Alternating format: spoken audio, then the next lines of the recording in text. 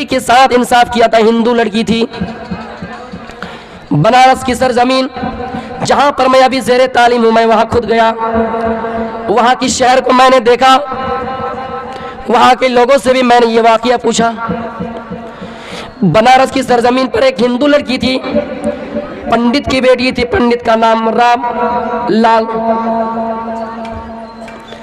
उन बेटी का नाम शकुंतला था, बहुत खूबसूरत थी। औरंगजेब ने एक मुल्क के अंदर एक मुसलमान बादशाह, मुसलमान लीडर चुना था, लेकिन हर मुसलमान ऐसा नहीं है। उसने क्या काम किया, जब भी कोई औरत खूबसूरत नजर आती थी, कोई औरत खूबसूरत नजर आती थी, उनकी नजर में अगर लग जाए, या फिर अपने पुलिस को भेजा करता था और पुलिस जाती थी, पता करती थी कि कहां पर खूबसूरत लड़की है। अगर किसी औरत के हुस्न जमाल पर उनकी नजर पड़ जाती तो मेरे भाइयों, वो बादशाह उन लड़की को लेटर लिखता कि आ जाओ हमारे कमरे में, आ जाओ हमारे घरों में। आखिर मैं बताना चाहूंगा कि औरंगजेब ने उस लड़की के साथ इंसाफ किया या नहीं। एक मरतबा पता चल गया कि पंडित की खूबसूरत लड़की है, और उस बादशाह को पता चल गया है। बादशाह ने लेटर भेजा, पंडित के पास लेटर भेजा कि आप अपनी बीबी, आप अपनी बेटी को मेरे मोहल्ले में भेज दीजिए, मेरे कमरे में भेज दीजिए, मेरे मोहल्ले में, मेरे कमरे में भेज दीजिए। पंडित के पास लेटर आया, चिट्ठी आया, पंडित परेशान हो गई। लेकिन वो हिंदू बहन बड़ी पर्दा करने वाली थी। उसने कहा, अब्बू जब ऐसा मामला है मैं खुद मर जाती हूँ।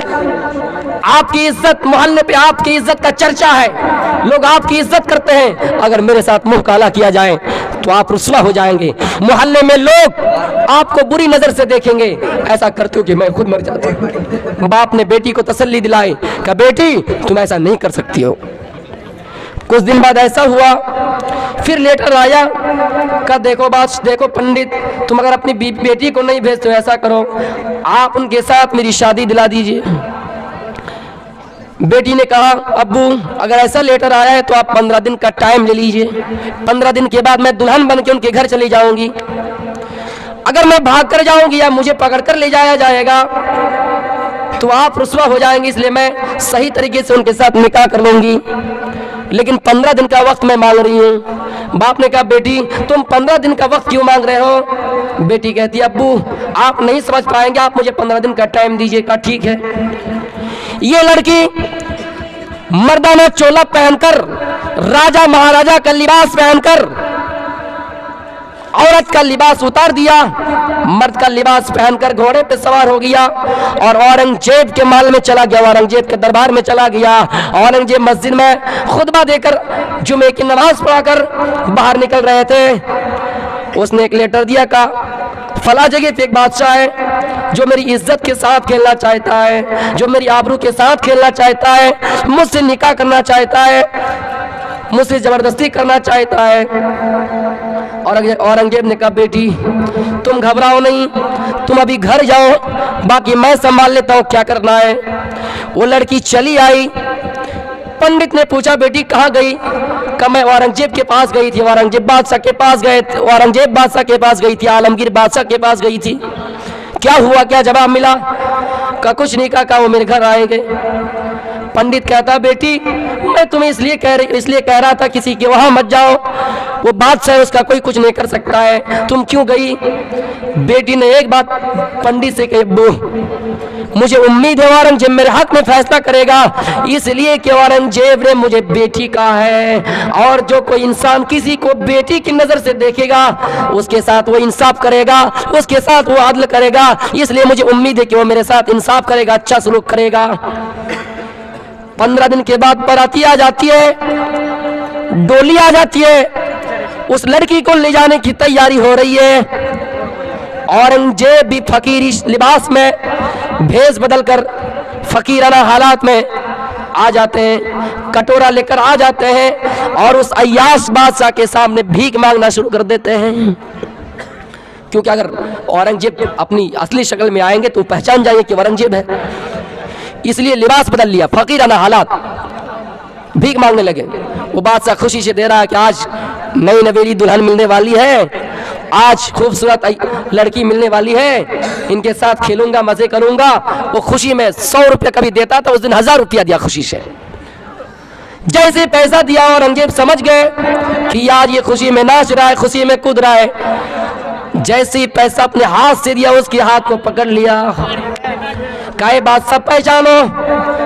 क्या पहचानो? लिबास उतारता जा रहा है और अपना हुलिया बदलता जा रहा है, असली शक्ल में आ रहा है। धीरे धीरे वो आदमी ऐसा देख रहा है, आप औरंगजेब हैं, आप आलमगीर हैं? कहा आपने ऐसा क्यों किया? का जिस लड़की को अपने जाल में फंसाना चाहते हो, जिनके हुस्न सूरत में, जिसके हुस्न से खेलना चाहते हो, उस लड़की ने मुझसे शिकायत की है। मुझे बाप का है, मैंने उन्हें बेटी का, मैं उनके हक में फैसला करने आया हूं। आए हिंदुस्तान वासियों, औरंगजेब के ऊपर उंगलियां उठाने वालों, औरंगजेब को गद्दार कहने वालों, औरंगजेब को मंदिर तोड़कर मस्जिद बनाने वाले कहने वालों, औरंगजेब ने उस जगह पे क्या किया? असली शक्ल में आई और उस आदमी को पकड़ा, उस अय्याश बादशाह को पकड़ा। और पकड़ने के बाद कहा, ये बादशाह, मैं सुना हो तुम अय्याश हो, तुम हिंदू लड़कियों को छेड़ा करते हो, तुम हुस्न जमाल देखकर लोगों को, लड़कियों को छेड़ा करते हो। जानते हो उसका अंजाम आज तुम्हारे साथ क्या होने वाला है?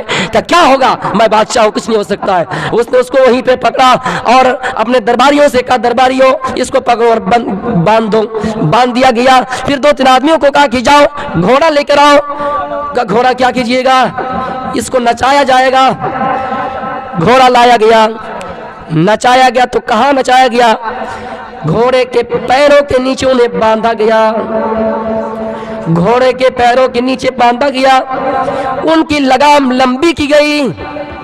लगाम को 2-4 आदमी पकड़े हुए हैं और 2-4 आदमी उस घोड़े को हका रहा है।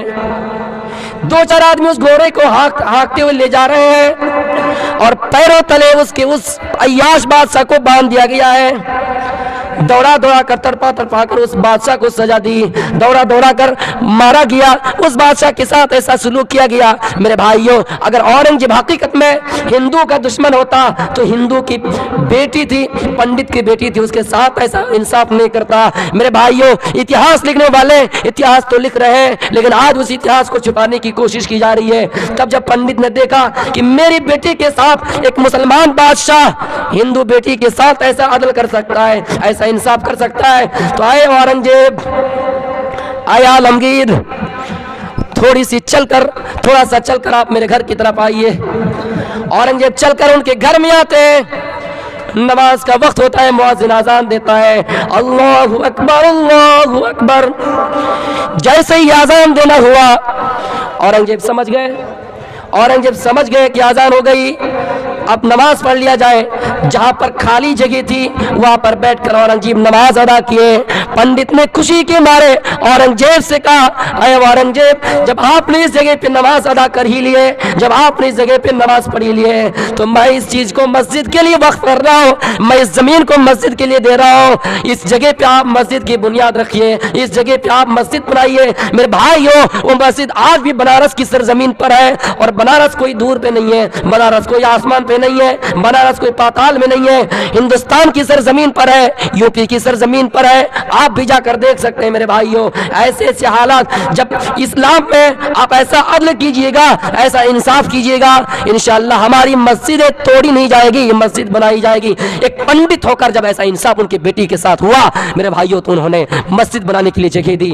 तो हिंदुस्तान में अच्छी जो तारीख है उनको बताया नहीं जाता है, उसको हरदम छुपाने की कोशिश की जाती है, और सिर्फ ये दिखाया जाता है कि ये मंदिर, ये मस्जिद, ये मंदिर, ये मस्जिद। मेरे भाइयों, अल्लाह के रसूल सल्लल्लाहु अलैहि वसल्लम जब मस्जिद ज़िरार के बारे में मालूम किया, आपको खबर हुई कि इस मस्जिद में मुनाफिक साजिश के तहत मस्जिद बनाए। इस मस्जिद के नीचे खुफिया तौर पर ज़ीरा रखा गया है, तलवार रखी गई है, इस मस्जिद के नीचे हथियार रखा गया है। मेरे भाइयों, कुल्हाड़ी वगैरह जो भी हथियार रखे गए हैं, अल्लाह के रसूल को पता चला कि इसमें नमाज अदा करने के लिए मस्जिद नहीं बनाई गई है, बल्कि साजिश के तहत आपने फौरन हुक्म दिया, साहबियों, आए साहबा, इस मस्जिद को गिरा दो, क्योंकि आपको मालूम है जो मस्जिद इबादत के लिए ना बनाई गई हो उसमें हमारी नमाज कबूल नहीं होगी। इंशाअल्लाह हम मुसलमानों से ही अपील करेंगे कि आप सही इतिहास को पेश करने की कोशिश कीजिए, हक बात पहुंचाते रहिए। जो इतिहास मिट चुकी है या मिट रही है, आप उनको उजागर कीजिए। आप खुसूसन मदरसों में आप अपने बच्चों को तालीम दिलवाइए और साथ ही साथ बच्चों को संविधानिक खिताब भी पढ़वाइए, स्कूल का भी दर्ज दिलाइए। मेरा वक्त खत्म हो रहा है, मैं यही से अपनी तकरीर को ख़त्म करता हूँ। आखिर में अल्लाह ताला से दुआ है बारिहिला इस जलसे को कबूल अता फरमा, और मैंने जो भी आपके सामने बात कही है अल्लाह ताला उसको भी कबूल अता फरमा। अगर मेरे बोलने में कुछ आप लोगों को ठेस पहुँचा, गलती हुई है तो आप मुझे माफ़ कीजिएगा। व आखिर दावाना अल्हम्दुलिल्लाहि रब्बिल आलमीन। अस्सलामु अलैकुम व रहमतुल्लाहि व बरकातुहू।